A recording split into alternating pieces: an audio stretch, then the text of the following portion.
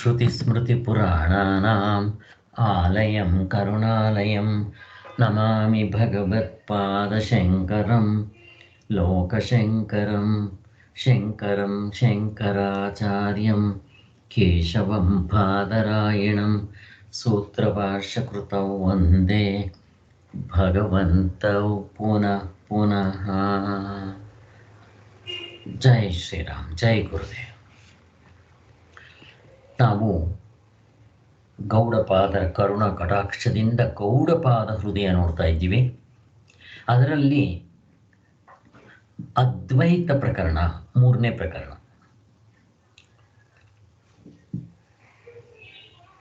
ಇವತ್ತು ನಾವು 197ನೇ ಪೇಜ್ ಮಾಡಬೇಕಾಗಿದೆ. 6ನೇ ಮಂತ್ರ, 4ನೇ ಎಪಿಸೋಡು. ಹಿಂದೆ ನಾವು ಮಾಡೋದನ್ನು ಸ್ವಲ್ಪ ಮೆಲ್ಕಾಕೊಂಡು ಹೋಗೋಣ. ಹಿಂದೆ ಏನು ಮಾಡಿದ್ವಿ?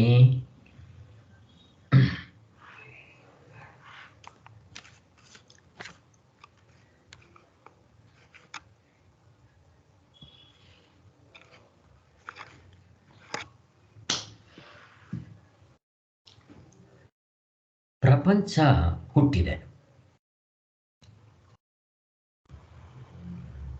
ಇಲ್ಲಿ ಪ್ರಪಂಚ ಅಂದಿದ ತಕ್ಷಣ ನಾವು ಹೋಲ್ಸೇಲ್ ಆಗಿ ಎಲ್ಲ ತಗೊಂಡ್ಬಿಡ್ತೀವಿ, ಗೊತ್ತಿದೆ ನಮಗೆ. ಅವಸ್ಥೆ ಒಳಗಡೆ ಕಾಣುವಂತ ಅರ್ಧ ಡಜನ್. ಇದು ನಿಜವಾಗಿಯೂ ಹುಟ್ಟಿದೆಯಾ ಅಂತ ಪ್ರಶ್ನೆ. ಹಗ್ಗ ಅಂತ ನನಗೆ ಗೊತ್ತಿಲ್ಲದಾಗ ಹಾವು ನಿಜವಾಗಿ ಹುಟ್ಟಿದೆಯಾ? ಹುಟ್ಟಿಲ್ಲ.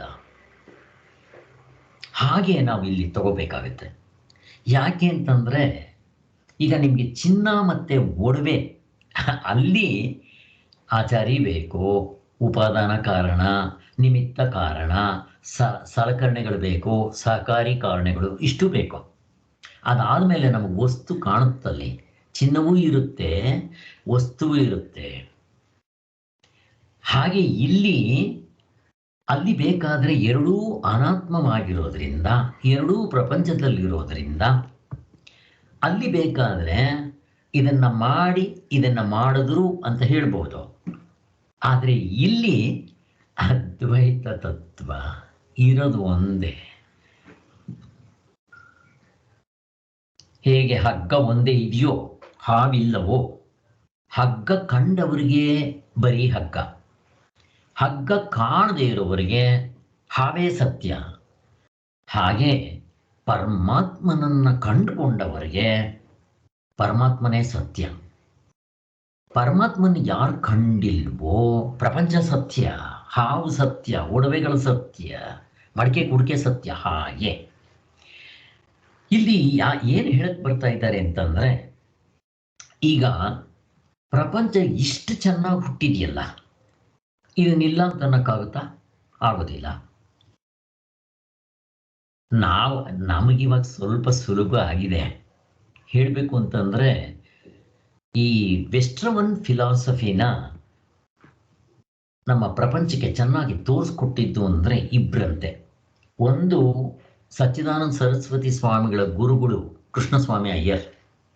ಎರಡನೇವರು ಇವರು ಸರ್ ಎಂ ರಾಧಾಕೃಷ್ಣ ಪಲ್ಲಿ, ಡಾಕ್ಟರ್ ರಾಧಾಕೃಷ್ಣನ ಏನು ಅವ್ರ ಹೆಸರು?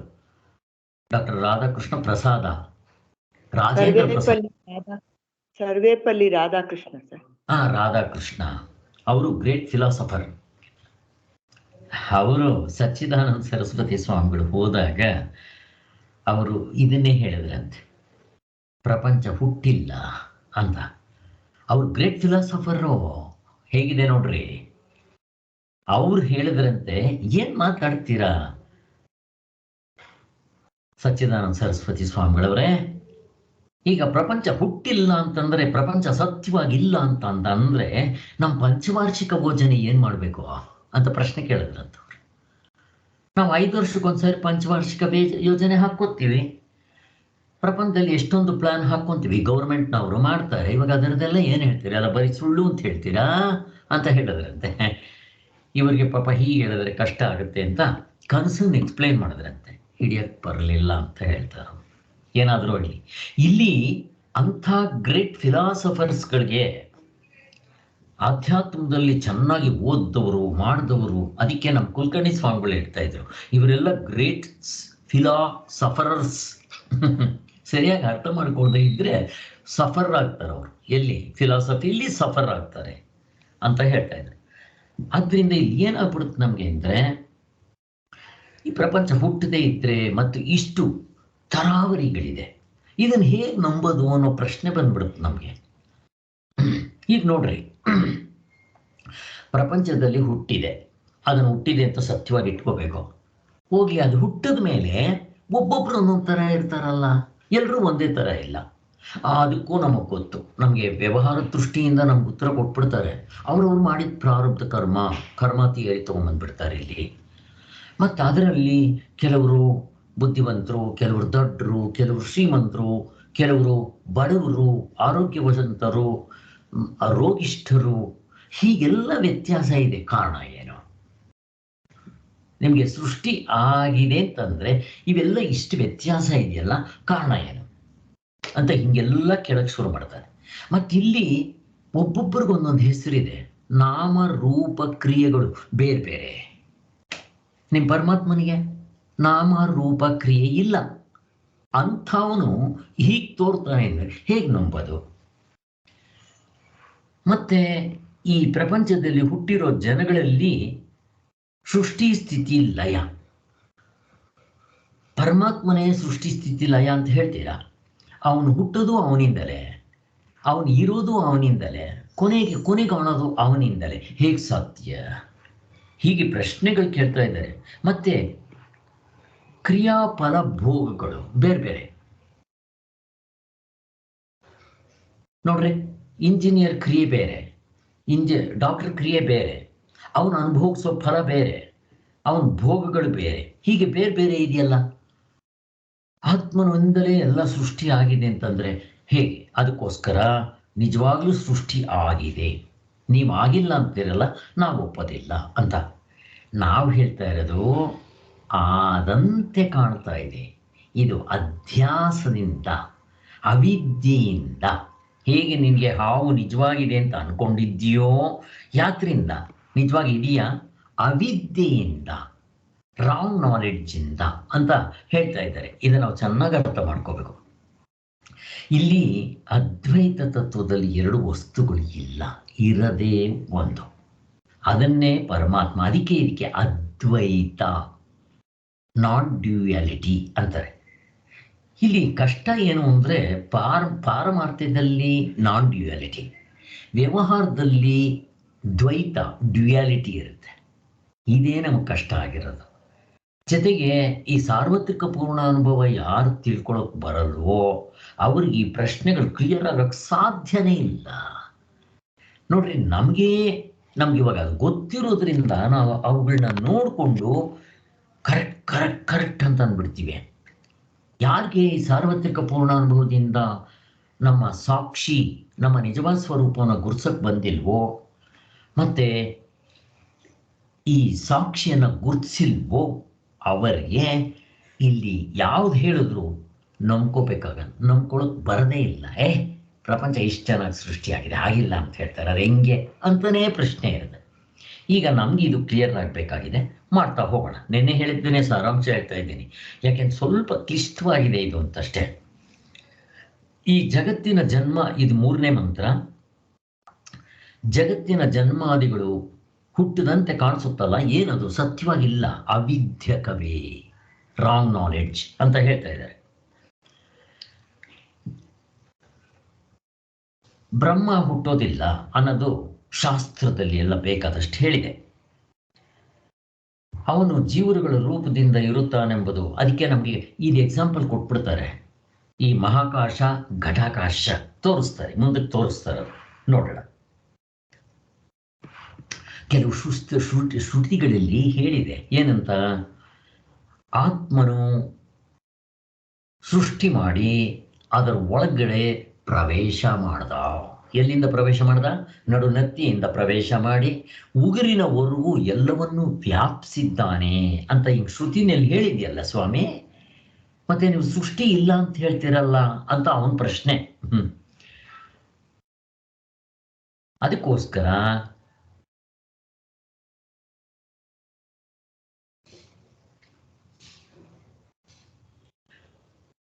ಅವನು ಇದನ್ನ ಅರ್ಥ ಮಾಡ್ಕೊತಾನೆ. ನಾವೇನು ಅರ್ಥ ಮಾಡ್ಕೊತೀವಿ? ಇದರಲ್ಲಿ ಪರಮಾತ್ಮನು ಇಲ್ಲಿ ನೋಡ್ರಿ, ಅದಕ್ಕೆ ಎಕ್ಸಾಂಪಲ್ ಕೊಡ್ತಾನೆ, ಇನ್ನೂ ಚೆನ್ನಾಗಿ ಅರ್ಥ ಆಗುತ್ತೆ. ಮುಂದಕ್ಕೆ ಹೋಗ್ಬೇಡ. ಇಲ್ಲಿ ಜೀವರುಗಳು ಹುಟ್ಟುತ್ತಾರೆ ಅನ್ನೋದಕ್ಕೆ ಶ್ರುತಿ ತಾತ್ಪರ್ಯ ಇಲ್ಲ. ಮತ್ತೆ ಯಾತಕ್ಕೆ ನಮ್ಮನ್ನೇನಾದ್ರೂ ಮಾಡಿ ತತ್ವದಲ್ಲಿ ನಿಲ್ಲಿಸ್ಬೇಕು ಅನ್ನೋದೇ ಇಂಪಾರ್ಟೆಂಟು ಅನ್ನೋದು ಗೊತ್ತಾಯ್ತು. ಈಗ ಘಟಾಕಾಶ ದೃಷ್ಟಾಂತವನ್ನ ಸಮಾಧಾನಕ್ಕೋಸ್ಕರ ಹೇಳ್ತಾ ಇದ್ದಾರೆ. ಹೇಗೆ? ಈಗ ನೋಡ್ರಿ, ಮೇಲ್ಗಡೆ ಇರೋದು ಮಹಾಕಾಶ. ಈಗ ನಾನೊಂದು ಕುಂಡ ತಗೊಂಡ್ಬರ್ತೀನಿ. ಈ ಕುಂಡದಲ್ಲಿ ಆಕಾಶ ಕಾಣುತ್ತೆ. ಇದನ್ನು ಘಟಾಕಾಶ ಅಂತ ಕರೀತಾರೆ. ಘಟ ಅಂತಂದ್ರೆ ಮಡಿಕೆ ಆಕಾಶ, ಲೋಟ ಆಕಾಶ, ರೂಮ್ ಆಕಾಶ. ನೀವು ಏನು ಇಡ್ತೀರೋ ಅದರಲ್ಲಿ ಆಕಾಶ ಕಾಣುತ್ತೆ. ಈಗ ಮೇಲ್ಗಡೆ ಇರೋ ಮಹಾಕಾಶ ನನ್ನ ಕುಂಡದಲ್ಲಿ ಹುಟ್ಟುತ್ತಾ ಇಲ್ಲ. ಮತ್ತೆ ಕಾಣ್ತಾ ಇದೆಯೋ ಇಲ್ವೋ? ಅದು ಹೇಗಿದೆಯೋ ಇದು ಹಾಗೆ ಇದೆಯೋ ಇಲ್ವೋ ಅಂತ ನಾವು ಪ್ರಶ್ನೆ ಕೇಳಿದಾಗ, ಹೌದು, ಅದು ಆಕಾಶ ಹೀಗೆ ಇದೆ. ಈಗ ಆಕಾಶ ನಿರವಯ, ಅವನು ಯಾವುದು ಅಂಗಾಂಗಗಳಿಲ್ಲ, ಅವನು ವ್ಯಾಪ್ತಿ ಅಲ್ವಾ, ಅವನಿಗೆ ಆಕಾರ ಇಲ್ಲ. ನೋಡೋದಕ್ಕೆ ಅದು ಬ್ಲೂ ಕಲರ್ ಅಂತಾರೆ, ಬ್ಲೂ ಕಲರ್ ಅಲ್ಲ. ಮತ್ತೆ ಅದು ಕೊಪ್ಪರಿಗೆ ಥರ ಇದೆ ಅಂತ ಹೇಳ್ತಾರೆ, ಅಲ್ಲ. ನೋಡ್ರಿ, ಈ ಆಕಾಶ ಸೂಕ್ಷ್ಮವಾಗಿದೆ, ಆದರೆ ಆತ್ಮನಷ್ಟು ಸೂಕ್ಷ್ಮವಾಗಿಲ್ಲ. ಅಂಥ ಆಕಾಶದಲ್ಲಿ ನಮಗೆ ನೋಡಬೇಕಾದ್ರೆ ಕಲ್ಲರ್ ಕಾಣುತ್ತೆ, ಕೊಪ್ಪರಿಗೆ ಥರ ಇದೆ, ಬಟ್ ಅದಲ್ಲ. ಹಾಗೆ ನಾವು ಆತ್ಮನ ನೋಡಿದ್ರೆ ಇಲ್ಲಿ ಮತ್ತೆ ಈ ಆತ್ಮನ ನೋಡಿದ್ರೆ ನಮಗೇನಾಗ್ಬಿಡುತ್ತೆ? ಅವನಿಗೇನಾದರೂ ಒಂದು ಹೆಸರು, ಕುಲನೋ, ಗೋತ್ರ ಏನಾದರೂ ನೋಡ್ತಾ ಇರ್ತೀವಿ. ಹೇಗೆ ನಾನು ಒಂದು ಮಡಿಕೆ, ಕುಡಿಕೆ, ಶ್ರಾವ, ತಟ್ಟೆ ಇವೆಲ್ಲ ಇಟ್ಟರೆ ಆ ದೊಡ್ಡ ಆಕಾಶ, ಅದಕ್ಕೇನಂತಾರೆ ಮಹಾಕಾಶ, ನಾನು ಏನು ಇಟ್ಕೊಂಡ್ರೆ ಅದರಲ್ಲಿ ಈ ಘಟಾಕಾಶ, ಲೋಟ ಆಕಾಶ, ಕುಂಡ ಆಕಾಶ, ಮಡಿಕೆ ಆಕಾಶ, ಮಡಿಕೆ, ಕುಡಿಕೆ, ಶ್ರಾವ, ತಟ್ಟೆ ಹಿಂಗೆ ಹೇಳ್ತೀವಲ್ಲ, ಹಾಗೆಯೇ ಆತ್ಮನಿಂದ ಈ ಪ್ರಪಂಚದಲ್ಲಿರೋ ಅರ್ಧ ಡಜನ್ ಆಧ್ಯಾತ್ಮಿಕ, ಆದಿಭೌತಿಕ, ಆದಿದೈವಿಕ ಎಲ್ಲವೂ ಹುಟ್ಟದಂತೆ ಕಾಣ್ತಾ ಇರುತ್ತೆ ಅಂತ ಅದನ್ನು ಹೇಳ್ತಾ ಇದ್ದಾರೆ ಇಲ್ಲಿ. ಆದರೆ ಆಕಾಶ ನೋಡ್ರಿ ಹೇಗಿರುತ್ತೋ ಹಾಗೆ ಇರುತ್ತೆ, ಸ್ವಲ್ಪನೂ ಬದಲಾವಣೆ ಆಗೋದಿಲ್ಲ. ಆದರೆ ನಮ್ಮ ಇದರಲ್ಲಿ ಹಾಗೇ ತೋರುತ್ತೆ. ಹಾಗೇ ಆತ್ಮನೂ ಕೂಡ ಏನೇನೂ ಬದಲಾವಣೆ ಆಗದೆ ಇಲ್ಲಿ ಇಷ್ಟು ವೆರೈಟಿಯಾಗಿ ಕಾಣ್ತಾನೆ. ಈ ಹೊರಗಡೆ ತಗೋಬೇಡಿ, ಒಳಗಡೆ ನೋಡಿ. ಒಡವೆಗಳು ನೋಡಬೇಡಿ, ಒಡವೆಗಳ ಒಳಗಡೆ ಇರೋ ಚಿನ್ನ ಅಪರಂಜಿಯೇ. ಆತ್ಮ ಹೇಗಿರ್ತಾನೋ ಅವನು ಹಾಗೇ ಇರ್ತಾನೆ ಇಲ್ಲಿ. ಆದ್ದರಿಂದ ಆ ದೃಷ್ಟಿಯಿಂದ ಇವು ನಮಗೆ ಗೊತ್ತು, ಈ ಆಕಾರಗಳಿದೆಯಲ್ಲ, ನಾಮರೂಪ ಕ್ರಿಯೆಗಳು, ಇವು ಆಚಾರಂಭಣಂ ವಿಕಾರು, ಅವು ಸತ್ಯ ಇಲ್ಲ ಅಂತ. ಅವನೇನು ಮಾಡ್ತಾನೆ, ಇದ್ರ ಹಿಂದೆಡಕೆ ಇರೋ ಚಿನ್ನ ನೋಡದೆ ಆ ಒಡವೆಗಳು ನೋಡಿ ಹುಟ್ಟಿದ್ಯಾ ಇಲ್ವಾ ಅಂತ ಕೇಳ್ತಾ ಇದ್ದಾನೆ. ಇಷ್ಟೇ ಬೇಕಾಗಿರೋದು ನಮಗೆ. ಇನ್ನು ಪರಮಾತ್ಮನು ಜೀವರೂಪದಿಂದ ಹುಟ್ಟಿರುವಂತೆ ತೋರ್ತಿರ್ತಾನೆ ಅಂತ ಶ್ರುತಿಗಳಿಗೆ ಅಭಿಪ್ರಾಯವನ್ನು ಕಲ್ಪಿಸಬೇಕು. ನಿಜವಾಗಿಯೂ ಜೀವರುಗಳು ಹುಟ್ಟುತ್ತಾರೆ ಎಂದು ಅವುಗಳ ಅಭಿಪ್ರಾಯ ಅಲ್ಲ. ಪರಮಾತ್ಮನು ಹುಟ್ಟುತ್ತಾನ? ಆ ಥರ ಇಲ್ಲ. ಇದಕ್ಕೋಸ್ಕರ ಈ ದೃಷ್ಟಾಂತದಲ್ಲಿ ಗಡಿಗೆಗಳ ಉಪಾಧಿಗಳು ಹುಟ್ಟುವಂತೆ ಶರೀರೇಂದ್ರಿಯ ಸಂಗತಗಳು ನಿಜವಾಗಿ ಹುಟ್ಟುತ್ತಿರುವುದರಿಂದ ಆ ಉಪಾಧಿಗಳ ದ್ವಾರದಿಂದ ಜೀವರುಗಳು ನಿಜವಾಗಿ ಹುಟ್ಟಿರುವರೆಂದು ಕಲ್ಪನೆ ಮಾಡಬಾರ್ದೇಕೆ? ಅವನಿಗೆ ಇನ್ನೂ ಒಂದು ಪ್ರಶ್ನೆ ಬರುತ್ತೆ. ಸರಿ ಸ್ವಾಮಿ, ನೀವು ಹೇಳಿದ್ದು ಇದರಲ್ಲಿ ನಮ್ಗೆ ಅರ್ಥ ಆಯಿತು. ನೀವು ಹೇಳಿದ್ದೇನು, ಆ ಮೇಲಿರೋದು ಮಹಾಕಾಶ, ಇಲ್ಲಿ ಒಳಗಡೆ ಇರೋದು ಘಟಾಕಾಶ, ಇದು ಹುಟ್ಟಿಲ್ಲ, ಆಯಿತು ಸ್ವಾಮಿ. ಆಕಾಶದ ಬಿಟ್ಬಿಡ್ರೆ ಮಡಿಕೆ ಹುಟ್ಟಿದೀವಿ ಅಲ್ವ ಹೇಳ್ರಿ ಅಂತಾನು. ಅವನು ಮಡಿಕೆ ಇಟ್ಕೊತಾನೆ ಇವಾಗ. ಯಾಕೆ ಮಡಿಕೆ ಮಣ್ಣಿಂದ ಹುಟ್ಟೋ ಇಲ್ವೋ ಅಂತಾರೆ. ಅದಕ್ಕೆ ಶಾಸ್ತ್ರದಲ್ಲಿ ಏನು ಹೇಳಿದ್ದಾರೆ ಅಂದರೆ, ಅಪ್ಪ ಅದು ಹುಟ್ಟಿಲ್ಲ. ಯಾಕೆ? ಮಡಿಕೆ ಅಂದ್ರೆ ನೀನೇನು ಅನ್ಕೊಂಡಿದ್ದೀಯಾ? ಮಣ್ಣಿನಿಂದ ತಯಾರು ಮಾಡಿದ್ದೀಯಾ ಅಂತ. ಆ ಮಣ್ಣು ಯಾತ್ರಿಂದ ಬಂದಿದೆ? ನೀರಿಂದ ಬಂದಿದೆ. ನೀರು ಯಾತ್ರಿಂದ ಬಂದಿದೆ? ಅಗ್ನಿಯಿಂದ ಬಂದಿದೆ. ಅಗ್ನಿ ಯಾತ್ರಿಂದ? ವಾಯುವಿಂದ. ವಾಯು ಆಕಾಶದಿಂದ. ಲೆಕ್ಕ ಹಾಕು. ಅಲ್ಲಿಗೆ ಆಕಾಶವೇ ಮಣ್ಣಿನ ರೂಪದಲ್ಲಿ ಬಂದು ನೀನು ಮಡಕೆ ರೂಪದಲ್ಲಿ ತೋರಿಸಿದೆ ಅಂತ ಹಂಗೆ ಒಂದು ಐವಾಶ್ ಅವನಿಗೆ ಸಮಾಧಾನ ಕೊಡ್ತಾ ಇದ್ದಾರೆ. ಏನು ಕೊಟ್ಟರು ಅವನಿಗೇನು ಅರ್ಥ ಆಗ್ತಾ ಇಲ್ಲ ಅವನಿಗೆ. ಹೀಗಿರುವುದರಿಂದ ಆಕಾಶವು ಗಡಿಗೆ ಮುಂತಾದ ಉಪಾಧಿಗಳಿಂದ, ಎಂದರೆ ಆಕಾಶವೆಂಬ ಉಪಾಧಿಯಿಂದ ಬೇರೆ ಬೇರೆಯಾಗಿ ಉತ್ಪನ್ನವಾಗಿದೆ ಅಂತ ಆಗುವುದು ಅಂತ. ಬ್ರಹ್ಮದಲ್ಲಿಯೇ ಅವಿದ್ಯಾ ಕಲ್ಪಿತವಾಗಿರುತ್ತದೆಯಾಗಿ ಉಪಹಿತರಾದ ಜೀವರುಗಳಾಗಿ ಉಪಾಧಿಗಳಾದ ಶರೀರಾದಿಗಳೇ ನಿಜವಾಗಿ ಹುಟ್ಟಿಯೇ ಇಲ್ಲ. ಆತ್ಮನಾಗಲಿ ಬ್ರಹ್ಮನಾಗಲಿ ಶರೀರಗಳ ರೂಪದಲ್ಲಿ ಹುಟ್ಟಿಲ್ಲ ಅಂತ ಸ್ಪಷ್ಟವಾಗಿ ಹೇಳ್ತಾ ಇದ್ದಾರೆ. ಹೇಗೆ ಹಗ್ಗದಲ್ಲಿ ಹಾವು ಹುಟ್ಟಿಲ್ವೋ ಅಂತ ಸ್ಪಷ್ಟವಾಗಿ ಹೇಳ್ತಾ ಇದ್ದಾರೆ.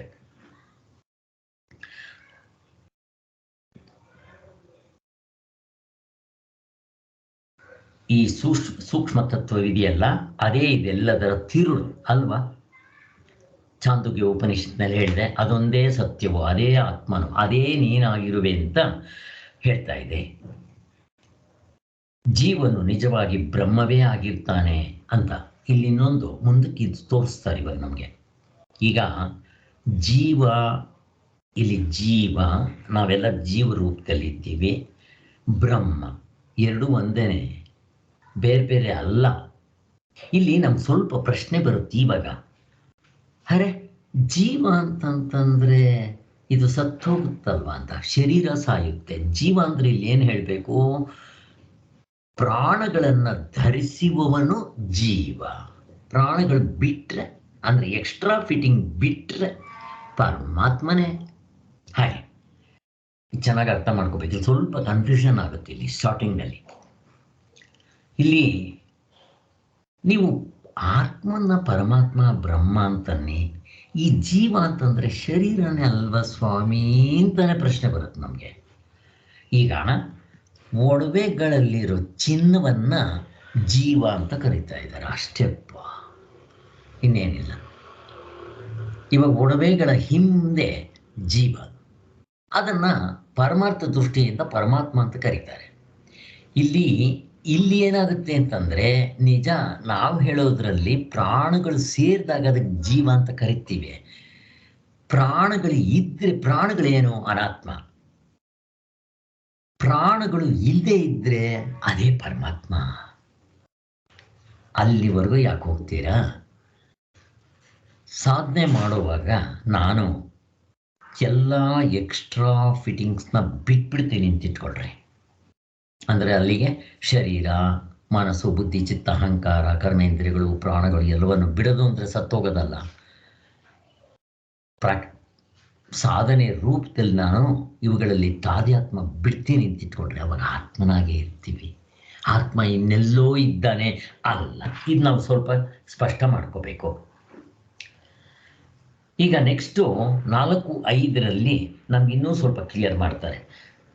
ಈಗ ಹಾಗಾದರೆ ಸರಿ, ಹುಟ್ಟಿತು ಅಂತ ಆಯಿತು ಅಲ್ಲ. ನಿಮ್ಮ ಪ್ರಕಾರ ಹುಟ್ಟಿತೋ, ನಮ್ಮ ಪ್ರಕಾರ ನಿಜವಾಗ್ಲೂ ಏನೇನೂ ಹುಟ್ಟಿಲ್ಲ. ಆಕಾಶ ಹುಟ್ಟಿದೆಯಾ ಮಡಿಕೆಯಲ್ಲಿ? ಇಲ್ಲ. ಹಾಗೆ ಆಯಿತು. ಈಗ ಅವನು ಮತ್ತೆ ಪ್ರಶ್ನೆ ಕೇಳ್ತಾನೆ, ಸರಿ ಸ್ವಾಮಿ, ಇವಾಗ ಸೃಷ್ಟಿ, ಸ್ಥಿತಿ, ಲಯ ಅದರಲ್ಲೆಲ್ಲ ಬ್ರಹ್ಮಸ್ವರೂಪವೇ ಇರುತ್ತಾ ಅಂತಾನೆ. ಹೌದು. ವ್ಯವಹಾರದ ದೃಷ್ಟಿಯಿಂದ ನಾವು ಪರಮಾತ್ಮನು ಪ್ರಪಂಚವನ್ನು ಸೃಷ್ಟಿ ಮಾಡ್ದ ಅಂತ ಹೇಳ್ತೀವಿ. ಸೃಷ್ಟಿ ಸ್ಥಿತಿ ಅಂತಂದ್ರೆ ಹಾಗೇ ಇರುತ್ತೆ. ಅವಾಗಲೂ ಬ್ರಹ್ಮನೇ ಇರ್ತಾನೆ. ಎಂಥ ಬ್ರಹ್ಮ? ಅಜಬ್ರಹ್ಮ ಸ್ವರೂಪ. ಅವನ ರೂಪದಲ್ಲಿ ಏನು ಬದಲಾವಣೆ ಆಗಲ್ಲ. ಈಗ ಮಹಾಕಾಶ ಈ ಘಟಾಕಾಶದಲ್ಲಿ ತೋರ್ಕೊಂಡಾಗ ಮಹಾಕಾಶಕ್ಕೆ ಏನಾದರೂ ತೊಂದರೆ ಆಗುತ್ತಾ? ಅದಕ್ಕೇನಾದರೂ ಅಂಗಾಂಗಗಳಿದೆಯಾ? ಏನೂ ಇಲ್ಲ. ಏನು ಬದಲಾವಣೆಯೂ ಆಗೋದಿಲ್ಲ. ಅದು ಹೇಗಿರುತ್ತೋ ಹಾಗಿರುತ್ತೆ. ಪೂರ್ಣಮದಂ ಪೂರ್ಣಮಿದಂ ಪೂರ್ಣಾತ್ ಪೂರ್ಣಮುದಚ್ಯತೆ ಪೂರ್ಣಸ್ಯ ಮೇಧ ಪೂರ್ಣಮೇವಾವ. ಅದು ಪೂರ್ಣವಾಗೇ ಇರುತ್ತೆ. ಆತ್ಮ ಪೂರ್ಣವಾಗಿರುತ್ತೆ. ನಿಮಗೆ ಒಡವೆಯಲ್ಲಿರೋ ಚಿನ್ನವೂ ಪೂರ್ಣವೇ. ಮತ್ತು ಪೂರ್ಣದಿಂದ ಪೂರ್ಣವಾಗಿ ಬಂದರೂ ಅದರಲ್ಲೇನು ಕಡಿಮೆ ಆಗಲ್ಲ. ನೀವು ಬೇಕಾದರೆ ಅರ್ಧ ಡಜನ್ ಅಲ್ಲ, 1 ಡಜನ್ ಸೃಷ್ಟಿ ಮಾಡಿಕೊಟ್ರೆ ಅದರಲ್ಲಿ ಕಿಂಚಿತ್ ಕಡಿಮೆ ಆಗೋದಿಲ್ಲ.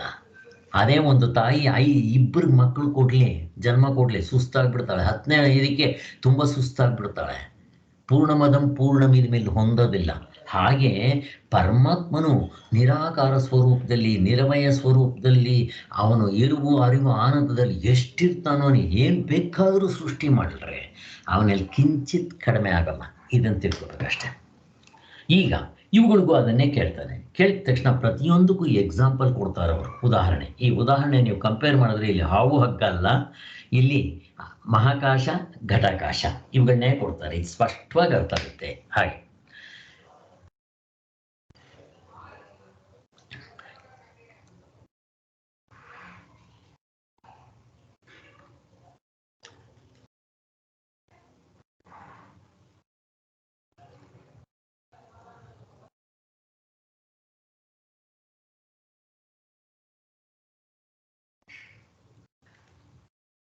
ಸೊ ಇದಕ್ಕೂ ಕೂಡ ಗಡಿಗೆಗಳದು ಹೇಗೆ ಕೊಡ್ತಾರೆ ನೋಡ್ರಿ.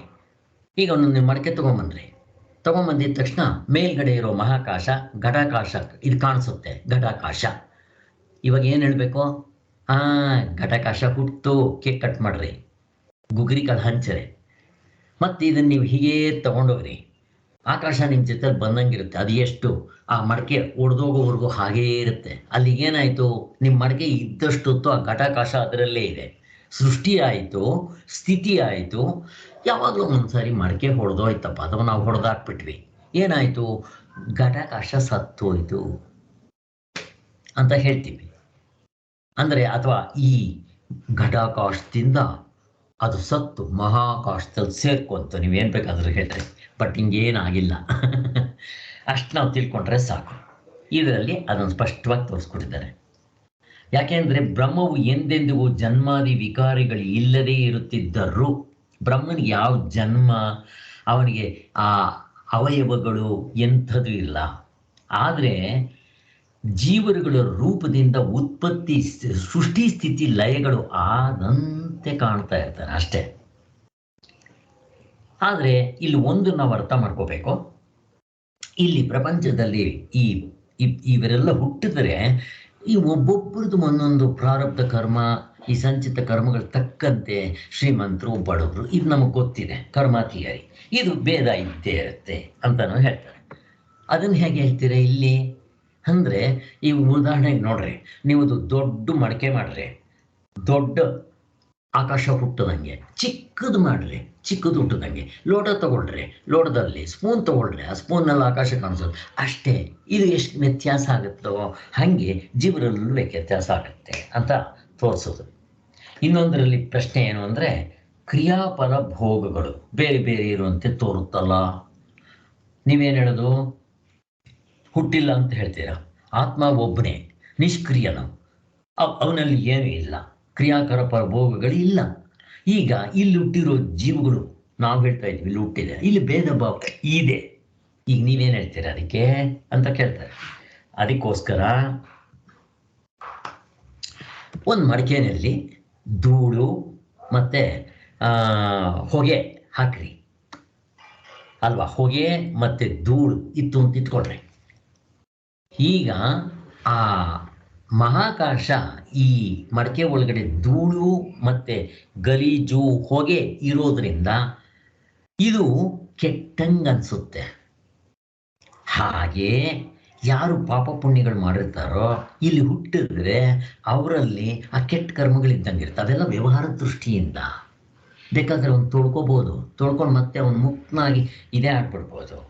ಹಾಗೆ ಈಗ ಅದೇ ಒಂದು ಕುಂಡದಲ್ಲಿ ಗಂಧ ಹಾಕ್ರಿ ಮತ್ತು ಅದನ್ನು ಹಚ್ಚಿರಿ, ಸುವಾಸನೆ ಬರೋಕ್ಕೆ ಶುರುವಾಗುತ್ತೆ. ಹಾಗೆ ಒಬ್ಬರು ರಾಮಕೃಷ್ಣ ಪರಮಹಂಸರು ಇರ್ಬೋದು, ಇನ್ನೊಬ್ಬರು ವೀರಪ್ಪ ಇರ್ಬೋದು. ಹೀಗೆ ಹೆಚ್ಚು ಕಡಿಮೆ ಆಗ್ತಾ ಇದೆಯಲ್ಲ, ಅಲ್ಲಿಗೇನಾಯಿತು, ಅವರ ಕ್ರಿಯಾ ಫಲ ಭೋಗಗಳು ಬೇರೆ ಬೇರೆ ಆಯಿತು. ರಾಮಕೃಷ್ಣ ಪರಮಹಂಸರು ದೇವ್ರ ಚಿಂತನೆ ಮಾಡಿ ಆ ಕಡೆಗೆ ಹೋದರು, ಇವನು ಕೆಟ್ಟ ಕೆಲಸ ಮಾಡಿ ಇದಕ್ಕೆ ಹೋದ. ಆ ಫಲಗಳನ್ನ ಅವನೇ ಅನುಭವಿಸ್ತಾನೆ. ಭೋಗಗಳು ಬೇರೆ, ಫಲಗಳು ಬೇರೆ, ಕ್ರಿಯೆಗಳು ಬೇರೆ. ಹೀಗೆ ಅವರು ಎಕ್ಸಾಂಪಲ್ ಕೊಡ್ತಾ ಇದ್ದಾರೆ. ಮತ್ತು ಇಲ್ಲಿ ಇನ್ನೊಂದು ತೊಗೊಂಬಂದ್ರವರು, ಈ ಕೆಲವರು ಜೀವತ್ವ ಕಲ್ಪನೆಯು ಜೀವನಾನತ್ವ ಕಲ್ಪನೆಯು ಯುಕ್ತಿ ವಿರುದ್ಧ ಅಂತ ಕೆಲವರು ಹೇಳೋರಿದ್ದಾರೆ. ಸಾಂಖ್ಯರು, ವೈಶೇಷಿಕರು, ದರ್ಶನಕಾರರು, ಇವರಲ್ಲಿ ಕೆಲವರು ತಪ್ಪು ಅಭಿಪ್ರಾಯ ಹೇಳ್ತಾರೆ. ಅದನ್ನು ಸರಿಯಲ್ಲ ಅಂತ ತೆಗೆದಾಕಿದ್ದಾರೆ. ಯಾಕೆ ಅಂತಂದರೆ ಅವರಲ್ಲಿ ಸೃಷ್ಟಿ, ಸ್ಥಿತಿ, ಲಯ ಮತ್ತು ಎಲ್ಲವೂ ಹೆಚ್ಚು ಕಡಿಮೆ ಆಗುತ್ತೆ. ಜೊತೆಗೆ ಮೋಕ್ಷ ಅಂದರೆ ಹೆಚ್ಚು ಕಡಿಮೆ ಆಗುತ್ತೆ. ಸೃಷ್ಟಿ ಹೇಗಾಯಿತು ಅಂದರೆ ಅವರವ್ರಿಗೆ ಹೆಂಗೆ ತೋಚುತ್ತೋ ಹಂಗೆ ಮಾಡ್ತಾರೆ. ಎಲ್ಲ ಇಂಟೆಲೆಕ್ಚುಯಲ್ ಜಗ್ಲರಿಯಿಂದ ಹೇಳ್ತಾರೆ. ಆದ್ದರಿಂದ ಇವೆಲ್ಲ ನಾವು ನಿನ್ನೆ ನೋಡಿದ್ವಿ. ಮತ್ತು ಇವ್ರದ್ದು ಯಾವುದು ಕೂಡ ಯುಕ್ತಿಗೆ ಸಿಗೋದಿಲ್ಲ, ಅನುಭವಕ್ಕೆ ಸಿಗೋದಿಲ್ಲ, ಜೊತೆಗೆ ಶಾಸ್ತ್ರಕ್ಕೂ ಸಿಗೋದಿಲ್ಲ ಅಂತ ಅವ್ರನ್ನ ತೆಗೆದಾಕ್ತಾರೆ. ನಮ್ಗಷ್ಟೇ ಸಾಕೋದವ್ರದ್ದು.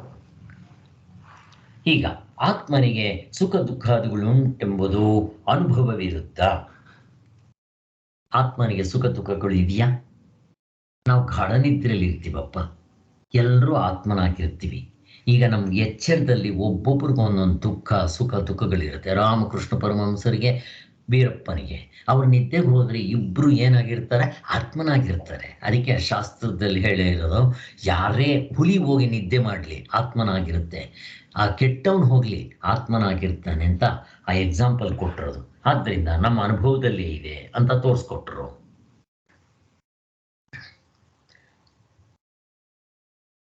ಇವತ್ತು ನಾವು ಇನ್ನೊಂದಕ್ಕೆ ಹೋಗೋಣ. ಇವತ್ತು 4ನೇ ಎಪಿಸೋಡ್ ಇವಾಗ ಹೇಳಬೇಕಾಗಿರೋದು. ಇದು 6ನೇ ಮಂತ್ರ. ಇಲ್ಲೂ ಕೂಡ ಹೇಗೆ ಅವನು ಸೃಷ್ಟಿ ಸ್ಥಿತಿ ಲಯ ಆತ್ಮನೇ ಇರ್ತಾನೆ ಅಂತ ಹೇಳಿದ್ರಿ, ಅದೇ ರೀತಿ ಅವನ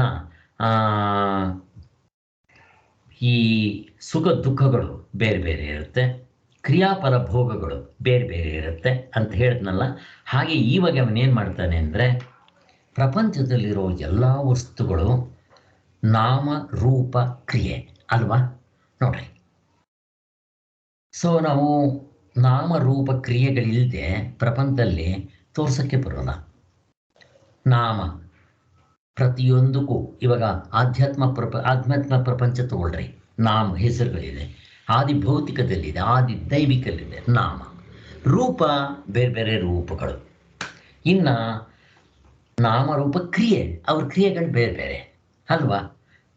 ಡಾಕ್ಟರ್ ವೃತ್ತಿ ಬೇರೆ, ಇಂಜಿನಿಯರ್ ವೃತ್ತಿ ಬೇರೆ, ಅಡುಗೆ ಮಾಡೋವ್ರ ವೃತ್ತಿ ಬೇರೆ, ಆ ಪ್ರಾಣಿಗಳ ವೃತ್ತಿ ಬೇರೆ, ದೇವತೆಗಳ ವೃತ್ತಿ ಬೇರೆ, ರಾಕ್ಷಸರ ವೃತ್ತಿಗಳು ಬೇರೆ. ಹೀಗೆ ಇಷ್ಟೆಲ್ಲ ಬೇರೆ ಬೇರೆ ಇದೆಯಲ್ಲ, ಇದನ್ನು ಹೇಗೆ ಹೇಳ್ತೀರಾ ನೀವು ಅಂತ ಒಂದು ಪ್ರಶ್ನೆ ಕೇಳ್ತಾ ಇದ್ದಾನೆ. ಎಲ್ಲವೂ ವ್ಯವಹಾರದ ದೃಷ್ಟಿಯಿಂದ ಅಷ್ಟೇ ಹೊರತು ಪಾರಮಾರ್ಥಿಕ ದೃಷ್ಟಿಯಲ್ಲಿ ಇವು ಇಲ್ಲ ಅಂತ ಅವನು ಪ್ರಶ್ನೆ ಕೇಳ್ತಾ ಇದ್ದಾನೆ. ಸರಿ ಸ್ವಾಮಿ,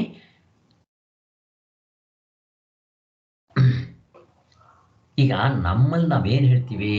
ಆತ್ಮ ಒಬ್ಬನೇ ಅಂತೀವಿ. ನಮ್ಮಲ್ಲಿ ಆತ್ಮಗಳು ಅನೇಕರಿಲ್ಲ. ಈ ದರ್ಶನಕಾರರು, ಸಾಂಖ್ಯರು, ವೈಶೇಷಿಕರು ಹೇಳೋ ಹಾಗೆ ನಿಮ್ಮ ಆತ್ಮ ಬೇರೆ, ನನ್ನ ಆತ್ಮ ಬೇರೆ ಹೇಳಲ್ಲ. ಆತ್ಮ ಅಂದರೆ ಒಬ್ಬನೇ ಹಾಗೆ ಅಂತ ಹೇಳ್ತೀವಿ. ಚಿನ್ನ ಒಂದೇ, ಆಭರಣಗಳು ಬೇರೆ.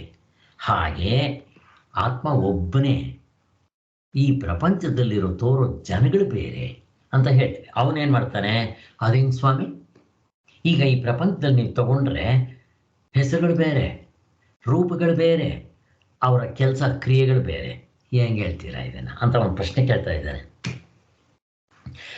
ಆತ್ಮನು ಒಬ್ಬನೇ ಎಂಬ ಅದ್ವೈತ ಸಿದ್ಧಾಂತದಲ್ಲಿ ಇದೆಲ್ಲ ಹೇಗೆ ಹೊಂದಿಸ್ತೀರಾ ನೀವು?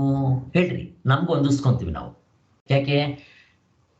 ನನ್ನ ಆತ್ಮ ಬೇರೆ, ನಿನ್ನ ಆತ್ಮ ಬೇರೆ, ಆತ್ಮರು ಅನೇಕರು. ಇಲ್ಲೂ ಅಷ್ಟೇ, ಈ ಜೀವಗಳಿದ್ದಾರಲ್ಲ ಅನೇಕರು, ಆದ್ದರಿಂದ ಅವನು ಅನೇಕರು, ಇವರು ಅನೇಕರು ಅಂತ ಹಿಂಗೆ ಹೇಳ್ಬಿಡ್ತೀವಿ. ನೀವೇನು ಮಾಡ್ತೀರಾ ಅಂತ ಒಂದು ಪ್ರಶ್ನೆ ಕೇಳ್ತಾ ಇದ್ದಾನೆ. ಹೊಂದೋದಿಲ್ಲ ಇದು. ಇದೆಲ್ಲ ಅವಿದ್ಯೆಯಿಂದ ತೋರುತ್ತೆ ಅಂತ ಈ ಶಂಕೆಗೆ ಸಮಾಧಾನವನ್ನು ಅವನಿಗೆ ಬೇಜಾರಾಗ್ಬಿಟ್ಟಿದೆ. ಈ ಅದ್ವೈತಿಗಳು ನಾವೇನು ಮಾಡ್ತೀವಿ ಅಂದರೆ, ಅವನು ಏನು ಪ್ರಶ್ನೆ ಕೇಳಿದ್ರು ಅವಿದ್ಯಾ ದೃಷ್ಟಿ ಅಂತೀವಿ. ಅದಕ್ಕೆ ಅವನು ಹೇಳ್ತಾ ಇದ್ದಾನೆ, ಇವಾಗ ಅವನು ಕೋಪ ಬಂದ್ಬಿಟ್ಟು, ಏನು ಸ್ವಾಮಿ, ಯಾವ ಪ್ರಶ್ನೆ ಕೇಳಿದ್ರು ನೀವು ಯಾವ್ದು ನಮ್ಗೆ ಅನಿಷ್ಟವಾಗಿ ತೋರುತ್ತೋ ಅದನ್ನೆಲ್ಲ ಅವಿದ್ಯಾ ದೃಷ್ಟಿ ಅಂತ ಆ ಕಡೆ ಹಾಕ್ಬಿಡ್ತೀರಾ. ಹಾಗೆ ನಿಮ್ಗೆ ಯಾವ್ಯಾವುದು ಹೇಳಕ್ಕೆ ಬರಲ್ವೋ ಅವಿದ್ಯಾ ದೃಷ್ಟಿಗೆ ಅಂತ ಆನ್ಸರ್ ಮಾಡಿಬಿಡ್ತೀರಾ ಅಂತ ಹೇಳಿ ಶಂಕರಾಚಾರ್ಯರಿಗೆ ಯಾರೋ ಒಬ್ಬರು ಹೇಳಿದ್ರಂತೆ. ಶಂಕರಾಚಾರ್ಯರು 2 ಜೋಬ್ ಮಾಡ್ಕೊಂಡಿದ್ದಾರಂತೆ. ಈ ಜುಬ್ಬಗಳಿಗೆ 2 ಜೋಬ್ ಇರುತ್ತೆ. ಅವರು ಈ ವ್ಯವಹಾರ ದೃಷ್ಟಿನೆಲ್ಲ ಎಡಗಡೆ ಜೋಬ್ನಲ್ಲಿ, ಪಾರಮಾರ್ಥಿಕ ದೃಷ್ಟಿನೆಲ್ಲ ಬಲಗಡೆ ಜೋಬ್ನಲ್ಲಿ. ಅವರು ಪಾರಮಾರ್ಥ ಅಂತ ಹೇಳಿದ ತಕ್ಷಣ ಬಲಗಡೆ ಜೋಬಿಂದ ತೆಗೆದು ಬಿಟ್ಬಿಡ್ತಾರಂತೆ. ವ್ಯವಹಾರ ದೃಷ್ಟಿಯಿಂದಾಗ ಎಡಗಡೆ ಜೋಬಿಂದ ತೆಗೆದು ಬಿಡ್ತಾರೆ ಅಂತ ಯಾರೋ ಹಾಸ್ಯ ಮಾಡ್ತಾ ಇದ್ರು ಅಂದರು. ನಿಜ, ಅದು ಹಂಗೆ ಇರೋದೇ ಹಂಗೆ. ನಾವು ಪಾರಮಾರ್ಥ ದೃಷ್ಟಿಯಿಂದ ನೋಡಿದ್ರೆ ಹಿಂಗೆ ಕಾಣುತ್ತೆ, ವ್ಯವಹಾರ ದೃಷ್ಟಿಯಿಂದ ನೋಡಿದ್ರೆ ಹಾಗೆ ಕಾಣುತ್ತೆ. ಏನು ಮಾಡೋಕ್ಕಾಗಲ್ಲ. ಪ್ರಪಂಚದಲ್ಲಿ ಎಷ್ಟೊಂದು ಈ ಥರದ್ದಿದೆ. ಸೂರ್ಯ ಹುಟ್ಟುತ್ತಾನೆ, ಮುಳುಗ್ತಾನೆ, ವ್ಯವಹಾರ ದೃಷ್ಟಿ. ಪಾರಮಾರ್ಥ ದೃಷ್ಟಿಯಲ್ಲಿ ಅಲ್ಲಿ ಸೂರ್ಯ ಹುಟ್ಟೋದು ಇಲ್ಲ, ಮುಳುಗೋದು ಇಲ್ಲ. ಭೂಮಿ ತನ್ನ ಸುತ್ತುತ್ತಾ ಇದೆ, ಇದು ಪಾರಮಾರ್ಥಿಕ ದೃಷ್ಟಿ. ವ್ಯವಹಾರ ದೃಷ್ಟಿಯಲ್ಲಿ ಭೂಮಿ ಇದ್ದಂಗೆ ಇದೆ. ಸ್ವಾಮಿ, ಇವತ್ತು ನಮ್ಮ ಬಾಗಿಲು ಉತ್ತರದಲ್ಲಿದೆ, ನಾಳೆ ಬೆಳಿಗ್ಗೆ ಅಷ್ಟೊತ್ತಿಗೆ ದಕ್ಷಿಣಕ್ಕೆ ಬರುತ್ತೆ ಅಂತ ಹೇಳ್ರಿ ನೋಡೋಣ. ಯಾಕೆ? ಭೂಮಿ ಸುತ್ತುತ್ತಾ ಇದೆ ಅಂತ ಹೇಳ್ತೀರಲ್ಲ ಸ್ವಾಮಿ ಅಂತ. ಅಲ್ಲಿಗೆ ವ್ಯವಹಾರದಲ್ಲೂ ಕೂಡ ಎರಡು ಇದ್ದೇ ಇದೆ. ಹಾಗೆ ಪಾರಮಾರ್ಥದಲ್ಲೂ ನಾವು ಅರ್ಥ ಮಾಡ್ಕೊಳ್ಳೋದಕ್ಕೆ ಸಹಾಯ ಆಗುತ್ತೆ ಅಂತ ಹೇಳ್ತಾ ಇದ್ದಾರೆ. ಒಟ್ಟಿನಲ್ಲಿ ಇಲ್ಲಿ ಹುಟ್ಟಿರೋ ಜೀವರುಗಳು ಪ್ರತಿಯೊಂದಕ್ಕೂ ಕೂಡ ಒಂದು ನಾಮರೂಪ ಕ್ರಿಯೆ ಇದೆ ಅಂತ ಹೇಳ್ತಾ ಇದ್ದಾನೆ. ಅದನ್ನು ಹೇಗೆ ನೀವು ನಮ್ಮ ತೋರಿಸ್ತೀರಾ ಅಂತ. ಅದಕ್ಕೆ ಪರಿಹಾರ ಇದಕ್ಕೂ ಆಕಾಶ ದೃಷ್ಟಾಂತವನ್ನೇ ಹೇಳ್ತಾ ಇದ್ದಾರೆ. ಹೇಗೆ? ಈಗ ನೋಡ್ರಿ, ನಿಮ್ಮ ಹತ್ರ ದೊಡ್ಡದು ಅಂಡ, ಆಮೇಲೆ ಮಡಕೆ, ಕುಂಡ, ಲೋಟ ಎಲ್ಲ ಈ ಥರ ಮಣ್ಣಲ್ಲಿ ಮಾಡಿದ್ದೀರಾ ಅಂತ ಇಟ್ಕೊಳ್ರಿ. ಒಂದು ತುಂಬ ದೊಡ್ಡದು ಅಂಡ, ಸ್ನಾನ ಮಾಡೋದು ಅಂಡ. ಅದಕ್ಕಿಂತ ಚಿಕ್ಕದು ಅಂತಂದರೆ ಮಡಕೆ, ನೀವು ಕೆರೆಯಿಂದ ನೀರು ತೊಗೊಂಬರೋದಕ್ಕೆ ಅಥವಾ ನಾವು ನೀರು ಕುಡಿಯೋದಕ್ಕೆ ಒಂದು ಬಕೆಟ್ ಅಷ್ಟು ನೀರು ಇಡ್ತೀವಿ. ಮಡಕೆ, ಕುಡಿಕೆ ನೀರು ಕುಡಿಯೋದಕ್ಕೆ, ಮತ್ತು ಲೋಟ, ಹೀಗೆ ಇವು ಇಷ್ಟು ಬೇರೆ ಬೇರೆ ಇದೆ. ಈಗ ಆಕಾಶ ಅದರಲ್ಲಿ ಕಾಣುತ್ತೆ. ಈಗ ಏನು ಹೇಳ್ತೀನಿ ನಾನು, ಆ ಮಹಾಕಾಶವನ್ನೇ ಇಲ್ಲಿ ಹೇಳುವಾಗ ಘಟಾಕಾಶ, ಕರಾಕಾಶ, ಮಡಕೆ ಆಕಾಶ, ಈಗ ರೂಮ್ ಇದ್ದರೆ ರೂಮ್ ಆಕಾಶ. ಎಷ್ಟು ಬದಲಾವಣೆ ಆಯ್ತು ನೋಡ್ರಿ. ಈಗ ಈ ಹೆಸರುಗಳು ಬೇರೆ ಬೇರೆ, ಮಡಕೆ, ಕುಡಿಕೆ, ಶಾವ, ತಟ್ಟೆ ಹೆಸರುಗಳು ಬೇರೆ, ರೂಪ ನಾಮ ಬೇರೆ ಆಯಿತು, ರೂಪ ಬೇರೆ ಆಯಿತು. ಈಗ ಅದರೊಳಗಡೆ ತೋರೋ ಆಕಾಶ ಕೂಡ ಅದೇ ಹೆಸರು ಬಂತು. ಅದಕ್ಕೆ ಏನು ಹೆಸರು ಬಂತು? ರೂಮ್ ಆಕಾಶ, ಮಡಕೆ ಆಕಾಶ, ಘಟಾಕಾಶ ಅಂತ ಹೇಳಿದ್ವಿ. ಈಗ ಅದನ್ನು ನೋಡ್ರಿ, ಅದ್ರ ಉಪಯೋಗ ನಾಮರೂಪ ಕ್ರಿಯೆ ನೋಡ್ರಿ ಎಷ್ಟು ಚೇಂಜ್ ಆಗುತ್ತೆ. ಅಂಡ ಸ್ನಾನ ಮಾಡೋದಕ್ಕೆ ಉಪಯೋಗಿಸ್ತೀವಿ ನೀರು, ಮತ್ತೆ ಮಡಕೆ ನೀರಿಟ್ಕೊಂಡು ಕುಡಿಯೋದಕ್ಕೆ ಉಪಯೋಗಿಸ್ತೀವಿ, ಅಂದರೆ ಸ್ಟೋರ್ ಮಾಡ್ಕೊಳ್ಳೋದಕ್ಕೆ, ಕೆರೆಯಿಂದ ತಗೊಂಬರೋದಕ್ಕೆ. ಮಿನ್ನ ಕುಂಡ ಅಲ್ಲ, ಇದು ಕುಡಿಕೆ, ನೀರು ಕುಡಿಯೋದಕ್ಕೋ, ಲೋಟ ಗೀಟ ನೀರು ಕುಡಿಯೋದಕ್ಕೆ ಉಪಯೋಗಿಸ್ತೀವಿ. ಈಗ ರೂಮಿನ ಆಕಾಶ ಅದೀಗ ಅದಕ್ಕೆ ಉಪಯೋಗಿಸ್ತೀವಿ ಮಲ್ಕೊಳ್ಳೋಕ್ಕೆ. ಜನಗಳು ಅಲ್ಲಿ ಮಲ್ಕೋಬಹುದು ನೋಡ್ರಿ. ನಾಮಗಳು ಬೇರೆ, ರೂಪಗಳು ಬೇರೆ, ಅದರ ಕ್ರಿಯೆ ಬೇರೆ. ಹಾಗೆ ಆ ಎಕ್ಸಾಂಪಲ್ ಕೊಟ್ಟು ನಮ್ಗೆ ಎಷ್ಟು ಚೆನ್ನಾಗಿ ತೋರಿಸ್ತಾ ಇದ್ದಾರೆ ನೋಡಿ. ಹಾಗೆ ಹೇಳಿದ ತಕ್ಷಣ ಇದು ಸತ್ಯವ? ಹೆಸರುಗಳು ಬೇರೆ ನಾವು ಒಪ್ಕೊತೀವಿ, ಆದರೆ ಆ ಆಕಾಶ ಇದರಲ್ಲಿ ಅಷ್ಟು ಚಿಕ್ಕದಾಗಿ ಕಾಣಿಸ್ತಾ ಇದೆಯಾ? ಇದನ್ನೇನಂತೀವಿ ನಾವು? ಭ್ರಾಂತಿ ಅಂತೀವಿ. ಮತ್ತು ಈ ಮಡಕೆನ ಇಲ್ಲಿಂದ ಅಲ್ಲಿಗೆ ತಗೊಂಡೋದ್ರೆ ಆಕಾಶ ಈ ಮಡಕೆ ಜೊತೆಯಲ್ಲಿ ಇಲ್ಲಿಂದ ಅಲ್ಲಿಗೆ ಬಂತು ಹೇಳ್ತೀರಾ? ಮಡಕೆ ಹುಟ್ಟಿದ್ರೆ ಆಕಾಶ ಹುಟ್ಟಿತು ಅಂತ ಹೇಳ್ತೀರಾ? ಮಡಕೆ ಹೊಡೆದು ಹೋದ್ರೆ ಆಕಾಶ ಹೊಡೆದೋಯ್ತು ಅಂತ ಹೇಳ್ತೀರಾ? ಮಡಕೆನಲ್ಲಿ ಸ್ವಲ್ಪ ಗೊಬ್ಬು ಹಾಕಿ ಗೊಬ್ಬನಾಥ ಬರ್ತಾ ಇದ್ರೆ ಆಕಾಶ ಗೊಬ್ಬನಾಥ ಆಯಿತು ಅಂತ ಹೇಳ್ತೀರಾ? ಮತ್ತು ಮಡಕೆನಲ್ಲಿ ಗಂಧ ಹಾಕಿ ಸುಗಂಧ ಬರುವಂಥ ಅಗರಬತ್ತಿ ಹಚ್ಚಿದ್ರೆ ಆಕಾಶ ಅಷ್ಟು ಸುಗಂಧವಾಗಿದೆ ಅಂತ ಹೇಳ್ತೀರಾ? ಯಾವುದಾದ್ರೂ ಹೊಂದುತ್ತಾ? ಏನೇನೂ ಹೊಂದೋದಿಲ್ಲ. ಇದು ವ್ಯವಹಾರದಲ್ಲಿ ಹಿಂಗೆ ಕಾಣುತ್ತೆ. ಆವಾಗ ನಾವೇನು ಮಾಡ್ತೀವಿ? ಆ ಘಟಾಕಾಶ ಇದರಲ್ಲಿ ಹಿಂಗೆ ತೋರ್ಕೊಂತು ಅಂತ ಹೇಳ್ತಾ ಇರ್ತೀವಿ ಅಂತ ನಮಗೆ ಸ್ಪಷ್ಟವಾಗಿ ತೋರಿಸ್ಕೊಟ್ಟಿದ್ದಾರೆ. ಯಾವುದು ನಮಗೆ ಅದಾಯ್ತಲ್ಲ ಪರಿಹಾರ. ಗಡಿಗೆ, ಕುಡಿಕೆ, ಕೋಣೆ ಇವು ಆಯಿತು.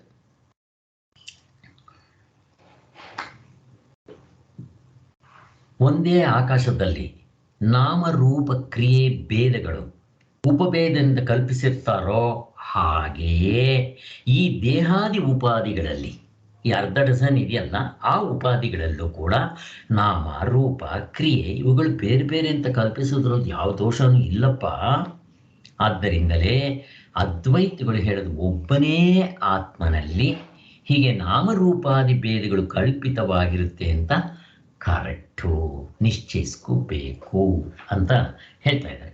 ಸೊ ಅಲ್ಲಿಗೆ ಇದು ನಮಗೆಲ್ಲ ಕ್ಲಿಯರ್ ಆಯಿತು. ಎಲ್ಲವೂ ಆ ಘಟಾಕಾಶ ಮಹಾಕಾಶದ ಎಕ್ಸಾಂಪಲಿಂದಾನೇ ನಾವು ಅರ್ಥ ಮಾಡ್ಕೋಬಹುದು. ಇವತ್ತು 7ನೇ ಮಂತ್ರಕ್ಕೆ ಹೋಗೋಣ. ಈಗ 7ನೇ ಮಂತ್ರದಲ್ಲಿ ಹೇಗೆ ಆಕಾಶಕ್ಕೆ ಘಟಾಕಾಶವು ವಿಕಾರವೂ ಅಲ್ಲವೋ ಅವಯವೂ ಅಲ್ಲವೋ, ಹಾಗೆ ಪರಮಾತ್ಮನಿಗೆ ಜೀವನು ವಿಕಾರವೂ ಅಲ್ಲ ಅವಯವೂ ಅಲ್ಲ. ಅಂದರೆ ಈ ಆಕಾಶದಲ್ಲಿ ಏನಾದರೂ ವಿಕಾರ ಇದೆಯಾ, ಅದರಲ್ಲಿ ಸಂಕುಚಿತ ಇದೆಯಾ? ಸ್ವಾಮಿ ಇಲ್ಲಿಂದ ಇಲ್ಲಿಗೆ ಮಾತ್ರ ಆಕಾಶ ಹೇಳ್ರಿ ನೋಡೋಣ. ಅದರ ವಿಶಾಲ ನೋಡ್ರಿ, ಎಲ್ಲಿ ಹುಟ್ಟಿತು ಎಲ್ಲಿ ಕೊನೆ ಆಯಿತು ಹೇಳಕ್ಕೆ ಬರೋಲ್ಲ. ಅದರ ವೈಶಾಲ್ಯ ನೋಡ್ರಿ. ಮತ್ತು ಅದರಲ್ಲಿ ಅವಯವಗಳಿಲ್ಲ, ಅಂಗಾಂಗಗಳಿಲ್ಲ, ಅಂಶಾಂಶಿ ಭಾವ ಇಲ್ಲ. ಇದು ಚೆನ್ನಾಗಿ ಗೊತ್ತಿತ್ತು ನಮಗೆ. ಆತ್ಮನಿಗೆ ತುಂಬ ಹತ್ತಿರವಾಗಿ ಆಕಾಶವನ್ನು ಹೇಳ್ತಾರೆ. ಯಾಕೆ ಅಂತಂದರೆ ಆಕಾಶವೂ ವಿಶಾಲವಾಗಿದೆ, ಸೂಕ್ಷ್ಮವಾಗಿದೆ. ಅದರಲ್ಲಿ ಅವಯವಗಳಿಲ್ಲ, ಆಕಾರ ಇಲ್ಲ, ಬಣ್ಣ ಇಲ್ಲ, ಏನೇನಿಲ್ಲದೆ ಇರೋದ್ರಿಂದ. ಆದರೆ ಒಂದು ಶಬ್ದ ಇದೆ ಅಂತ ಇಟ್ಕೊಳ್ರಿ. ಆದರೆ ಆಕಾಶ ತುಂಬ ಆತ್ಮನಿಗೆ ಹತ್ತಿರವಾಗಿ ರಿಸಮಲಿ ಕೊಡ್ಬೋದು. ಅದಕ್ಕೆ ಇವನ್ನೆಲ್ಲ ಇಲ್ಲ, ಅಷ್ಟೇ ಚೆನ್ನಾಗಿ ಹೇಳಿದ್ದಾರೆ. ಅದೇ ರೀತಿ ಈ ಪ್ರಪಂಚದಲ್ಲಿ ನೋಡಿದ್ರೆ ಇಷ್ಟು ವಿಕಾರಗಳು ಮತ್ತು ಹೀಗೆಲ್ಲ ಅವಯವಗಳು ನಾಮರೂಪಗಳು ಎಲ್ಲ ಬೇರೆ ಬೇರೆ ಇದ್ದರು, ಆತ್ಮನಲ್ಲಿ ಏನೇನೂ ಇಲ್ಲ. ಅವನು ನಿರ್ವಿಕಾರ, ನಿರ್ವಿಶೇಷ, ನಿಷ್ಕ್ರಿಯ. ಅವನಿಗೆ ಯಾವ ನಾಮವೂ ಇಲ್ಲ, ಯಾವ ಗೋತ್ರ ಇಲ್ಲ, ಗಂಡಸಲ್ಲ ಹೆಂಗಸಲ್ಲ. ನಮಗೆ ಚೆನ್ನಾಗಿ ಗೊತ್ತಿದೆ. ಇದನ್ನು ಅವರು ಹೇಳ್ತಾ ಇದ್ದಾರೆ. ಈ ಒಂದು ಇದ್ರ ಮೇಲೆ ಅವನೊಂದು ಪ್ರಶ್ನೆ ಮಾಡ್ತಾ ಇದ್ದಾನು. ಅವನಿಗೆಲ್ಲ ಆಕ್ಷೇಪ. ಸ್ವಾಮಿ ನಿಮ್ಮ ದೃಷ್ಟಾಂತನೇ ಸರಿ ಇಲ್ಲ ಸ್ವಾಮಿ ಅಂತ ಅಂದ್ಬಿಟ್ಟ ಅವನು.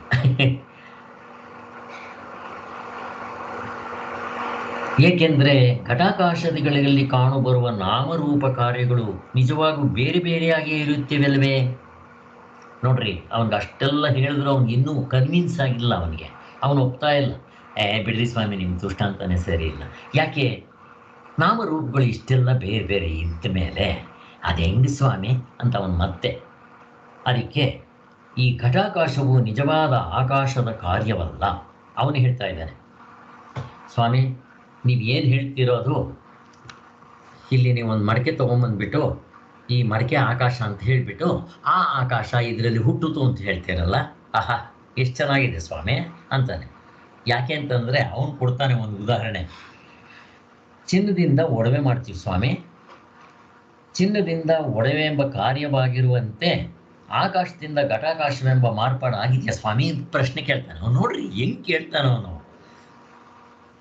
ಈಗ ನಾನು ಚಿನ್ನ ಕೊಡ್ತೀನಿ, ಆ ಚಿನ್ನ ಕೊಟ್ಟಿದ ತಕ್ಷಣ ಅದಕ್ಕೆ ಒಬ್ಬ ಉಪಾದಾನ ಕಾರಣ, ನಿಮಿತ್ತ ಕಾರಣ ಮತ್ತು ಸಹಕಾರಿ ಕಾರಣಗಳು ಬೇಕು. ಅವನು ಸ್ವಲ್ಪ ಟೈಮ್ ತಗೊತಾನೆ ಅಲ್ವಾ ಮಾಡೋದಕ್ಕೆ. 15 ದಿವಸನೋ ಎಷ್ಟೋ ತಗೊಂಡು ನನಗೆ ಕೊಡ್ತಾನೆ. ಈ ಎಕ್ಸಾಂಪಲ್ ಹೇಳಿ ಸ್ವಾಮಿ, ಇಲ್ಲಿ ಹಾಗೆ ಕಾಣ್ಬಿಡ್ತಾ? ಚಿನ್ನದಿಂದ ಒಡವೆ ಕಾರ್ಯವಾಗಿರುವಂತೆ ಆಕಾಶದಿಂದ ಮಾರ್ಪಾಡು ಆಗಿದೆಯಾ? ಹೇಳ್ರಿ, ಯಾರಾದ್ರೂ ಒಪ್ತಾರ ಇದನ್ನು?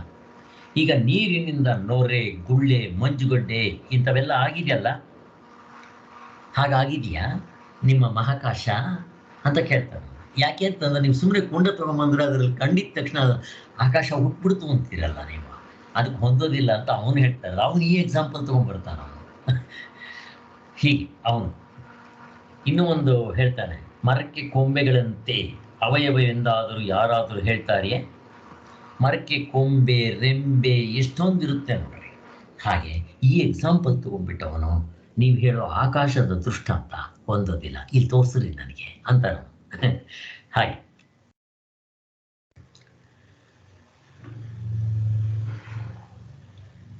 ಇಲ್ಲಿ ಒಡವೆ ಎಂಬ ಕಾರ್ಯವಾಗಿರುವಂತೆ ಈ ಮಹಾಕಾಶ ಅನ್ನೋದು ಘಟಾಕಾಶದ ಕಾರ್ಯವಾಗಿದೆಯಾ ಅಂತ ಕೇಳ್ತಾ ಇರೋದು. ನೀರಿನಿಂದ ನೊರೆ, ಗುಳ್ಳೆ, ಮಂಜುಗಡ್ಡೆ ಈ ಕಾರ್ಯರೂಪಗಳು ಆಗಿರುವಂತೆ ಮಹಾಕಾಶದಿಂದ ಘಟಾಕಾಶವೆಂಬ ಕಾರ್ಯರೂಪವು ಆಗಿರುವುದೆಂದು ಯಾರಾದರೂ ಹೇಳ್ತಾರ ಸ್ವಾಮಿ? ಏನು ಮಾತಾಡ್ತೀರ ಸ್ವಾಮಿ ನೀವು ಅಂತ ಹೇಳ್ತಾ ಇದ್ದಾನೆ. ಏಕೆಂದರೆ ಆಕಾಶವೆಂಬುದು ಅವನು ಹೇಳೋ ಎಕ್ಸಾಂಪಲ್ ಸರಿ ಇಲ್ಲ. ಯಾಕೆಂದ್ರೆ ಅವನು ತಗೊಳ್ಳೋ ಚಿನ್ನ ಅವಯವ, ಅದಕ್ಕೆ ಆಕಾರ ಇದೆ. ಆದರೆ ನಾವು ಕೊಡ್ತಾ ಇರೋ ಆಕಾಶ ಆತ್ಮನಿಗೆ ತುಂಬ ಹತ್ತಿರವಾಗಿರೋ ಎಕ್ಸಾಂಪಲ್ ಕೊಡಬೇಕು. ಆಕಾಶವೂ ಕೂಡ ನಿರವಯ ವಸ್ತುವಾಗಿದೆ, ಆತ್ಮನೂ ನಿರವಯ, ನಿಷ್ಕ್ರಿಯ, ಅವನಲ್ಲೂ ಯಾವ ಅಂಗಾಂಗಗಳಿಲ್ಲ. ಅದೇ ರೀತಿ ಆಕಾಶ ಆ ಎಕ್ಸಾಂಪಲ್ ಕೊಟ್ಟರೆ ಹೊಂದುತ್ತೆ. ಇವನು ಹೋಗಿದ್ದೆ ಈ ಮಡಕೆ ಕುಡಿಕೆ ಮರ ಗಿರ್ರ ಇಂಥ ಕೊಟ್ಟರೆ ಎಂಥದ್ದು, ಮಡಕೆ ಕುಡಿಕೆ ಅಲ್ಲ ಅವನು ಕೊಡೋದು, ಇದು ಕೊಟ್ಟನಲ್ಲ ಅವನು ಚಿನ್ನದ್ದು ನೀರು ನೊರೆ ಇದು ಕೊಟ್ಬಿಟ್ಟು ಹಾಗೆ ಹೇಳ್ತಿದ್ದಾನೆ. ಆದ್ದರಿಂದ ಹೀಗಿರುವುದರಿಂದ ಉಪಾಧಿ ನಿಮಿತ್ತದಿಂದಲೇ ಘಟಾಕಾಶ, ಕರಾಕಾಶ, ಅಪರಕಾಶ ಅಂತ ಮುಂತಾದ ಹೆಸರುಗಳು, ರೂಪಗಳು, ಕ್ರಿಯೆಗಳು ಬೇರೆ ಬೇರೆಯಾಗಿಂತೆ ತೋರುತ್ತೆ ಎಂದು ಒಪ್ಪಬೇಕು ಅಂತ ಅವನು ಇದಕ್ಕೆ ಹೇಳಿದ್ವಲ್ಲ, ನಾಮ ರೂಪ ಕ್ರಿಯೆಗಳು ಬೇರೆ ಬೇರೆ ಆಗಿರುತ್ತೆ ಅಂತ ನಾವು ಆ ಎಕ್ಸಾಂಪಲ್ ಕೊಟ್ಟಿದ್ದಕ್ಕೆ ಅವನು ಈ ಎಕ್ಸಾಂಪಲ್ ಕೊಟ್ಬಿಟ್ಟು ಇದ್ರಲ್ಲಿ ತೋರಿಸ್ರಿ ಅಂತಾರ. ದಡ್ಡ ಅವನು. ಎಕ್ಸಾಂಪಲ್ಲು ಪೂರ್ತಿ ಹೊಂದೋದಿಲ್ಲ. ಈಗ ಆತ್ಮನು ನಿರವಯ ಸ್ವರೂಪನು, ಅವನಿಗೆ ಆಕಾರ ಇಲ್ಲ, ಗುಣ ಇಲ್ಲ, ಬಣ್ಣ ಇಲ್ಲ. ಆಕಾಶ ಅದೇ ಥರ ಇದೆ, ನಿರವಯ, ನಿರಾಕಾರ, ಅದಕ್ಕೆ ಬಣ್ಣ ಇಲ್ಲ, ಅದು ವಿಶಾಲವಾಗಿದೆ. ಆದ್ದರಿಂದ ಆಕಾಶ ಕೊಡ್ತೀವಿ ಅಂದರೆ ಇವನು ಯಾವುದೋ ಒಂದು ಇದು ತೊಗೊಂಬಂದ್ಬಿಟ್ಟು ಕೊಟ್ಟರೆ, ಈಗ ನಿಮ್ಮ ನದಿ ಆಗಲಿ ಅಥವಾ ಚಿನ್ನದ ಒಡವೆಗಳಾಗಲಿ ಆಕಾಶದಷ್ಟು ವಿಶಾಲವಾಗಿದೆಯಾ? ಅದು ಕೊಡೋಕ್ಕಾಗತ್ತಾ ಆತ್ಮನಿಗೆ? ನಾವು ಯಾವುದಕ್ಕೂ ಒಂದಕ್ಕೆ ಬೇರೆ ಸಂದರ್ಭದಲ್ಲಿ ಕೊಡ್ತೀವಿ, ಅದು ಬಿಟ್ಟು ನೀನು ಎಲ್ಲದಕ್ಕೂ ಒಂದನ್ನೇ ಇಟ್ಕೊಂಡ್ಬಿಟ್ರೆ ಅಂತ ಅವನಿಗೆ ಹೇಳ್ತಾ ಇದ್ದಾರೆ. ಇದರಂತೆ ಜೀವರುಗಳು ಪರಮಾತ್ಮನ ವಿಕಾರವೆಂದಾಗಲಿ ಅವಯವಗಳೆಂದಾಗಲಿ ಹೇಳುವುದಕ್ಕೆ ಬರೋದಿಲ್ಲ. ಇಲ್ಲಿ ಜೀವರಗಳು ನೋಡೋದಕ್ಕೆ ನಾಮರೂಪ ಕ್ರಿಯೆಗಳು, ಅವರ ಫಲಗಳು ಬೇರೆ ಎಲ್ಲ ಇರುತ್ತೆ. ಆದರೆ ಈ ಪರಮಾತ್ಮನನ್ನು ವಿಕಾರವಾಗಲಿ ಅವಯವಗಳು ಅಂತಾಗಲಿ ಹೇಳೋದಕ್ಕೆ ಬರಲ್ಲ ಅಂತ ಹೇಳ್ತಾ ಇದ್ದಾರೆ. ಇದರಂತೆ ಜೀವರುಗಳು ಕೂಡ ಪರಮಾತ್ಮನ ವಿಕಾರವೆಂದಾಗಲಿ ಅವಯವಗಳೆಂದಾಗಲಿ ಹೇಳುವುದಕ್ಕೆ ಬರೋದಿಲ್ಲ.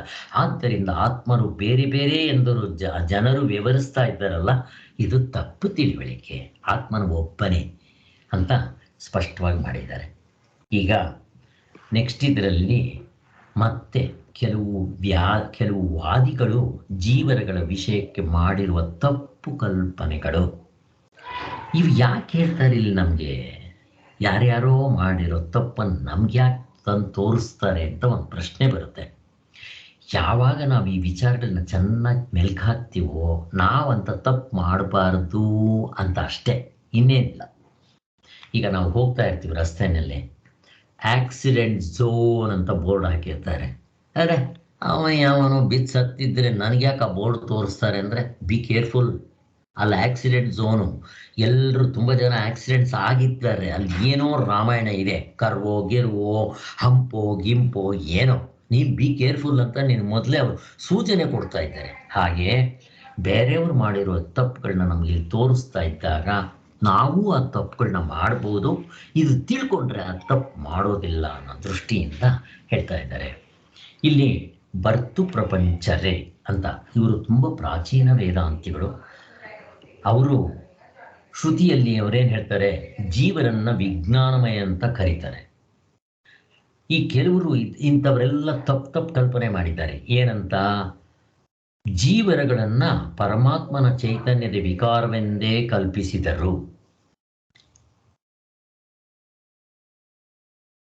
ಪರಮಾತ್ಮನಿಂದ ಜೀವರು ಹುಟ್ಟಿದ್ರು, ಸರಿ, ವಿಕಾರವ? ಪರಮಾತ್ಮ ಹೇಗಿರ್ತಾನೋ ಹಾಗೆ ಇರ್ತಾನೆ, ಅವನು ಜೀವರಾಗಿ ತೋರ್ಕೊಂತಾನೆ. ಹಾಗೆ ಅದು ತಗೋಬೇಕಿಲ್ಲಿ. ಇವರೇನು ಮಾಡ್ತಾರೆ? ವಿಕಾರ, ಆತ್ಮನ ವಿಕಾರ ಆಗ್ಬಿಟ್ರೆ ಅವನಿಗೆ ಆತ್ಮ ಅಂತ ಕರೆಯೋದಕ್ಕೆ ಅವನಿಗೆ ಗೌರವ ಇರುತ್ತಾ? ಕರಿತೀವ ನಾವು? ಕರೆಯೋದಿಲ್ಲ. ಇವರು ಹೇಳದಂಗೆ ಜೀವರುಗಳನ್ನು ಪರಮಾತ್ಮ ಚೈತನ್ಯ ವಿಕಾರವೆಂದೇ ಕಲ್ಪಿಸಬೇಕು ಅಂತ. ಪರಮಾತ್ಮನು ವಿಕಾರನಂತೆ. ಯಾಕೆ?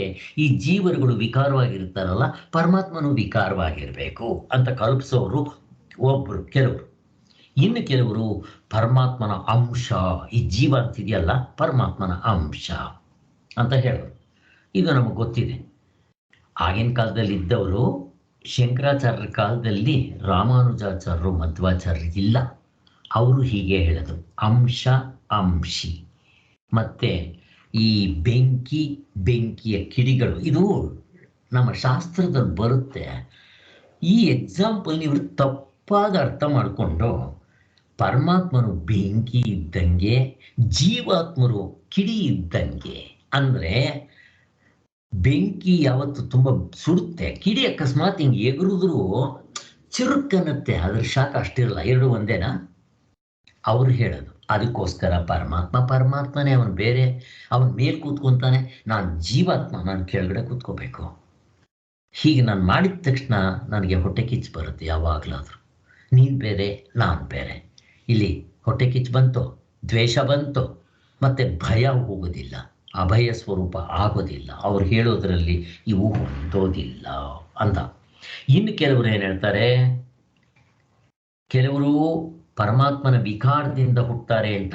ಇನ್ನು ಕೆಲವರು ಪರಮಾತ್ಮನು ಬೆಂಕಿ, ಇವರು ಕಿಡಿ ಅಂತ, ಅಂಶಿ ಅಂತ ಹೇಳೋರು ಇನ್ನು ಕೆಲವರು ಇವು ಯಾವುದು ಸರಿಯಲ್ಲ. ಇನ್ನು ಕೆಲವರು ಏನು ಹೇಳ್ತಾರೆ, ಯಾಕೆ ಅಂತಂದರೆ ಪರಮಾತ್ಮನಿಗೆ ಅವಯವಗಳಿರುವುದಿಲ್ಲವಾಗಿ ಜೀವರುಗಳು ಅವನ ವಿಕಾರವೆಂದಾಗಲಿ ಅಂಶವೆಂದಾಗಲಿ ತಿಳಿಯುವುದು ತಪ್ಪಾಗುತ್ತೆ. ಪರಮಾತ್ಮನಿಗೆ ಅವಯವ ಅಂದರೆ ಅಂಗಾಂಗಗಳು, ಎಕ್ಸ್ಟ್ರಾ ಫಿಟ್ಟಿಂಗ್ಸ್, ಪಾರ್ಟ್ಸ್. ಇವಾಗ ನೋಡ್ರಿ, ನನಗೆ 19 ಮುಖಗಳಿದೆ, ಕೈಗಳೆರಡು, ಕಾಲುಗಳೆರಡು, ಬರೀ ಇಲ್ಲಿರೋದು 19. ಇದ್ರ ಒಳಗಡೆ ಹೋದರೆ ಅದೆಷ್ಟು ಲಕ್ಷಗಟ್ಟಲೆ ನರಗಳು ಎಲ್ಲ ಇದೆ, ಗೊತ್ತು ನಮಗೆ. ಇದು ಅವಯವಗಳು. ನೀವು ಯಾವುದೇ ತಗೊಳ್ರಿ, ಅವಯವಗಳಿರುತ್ತೆ ವ್ಯವಹಾರದಲ್ಲಿ.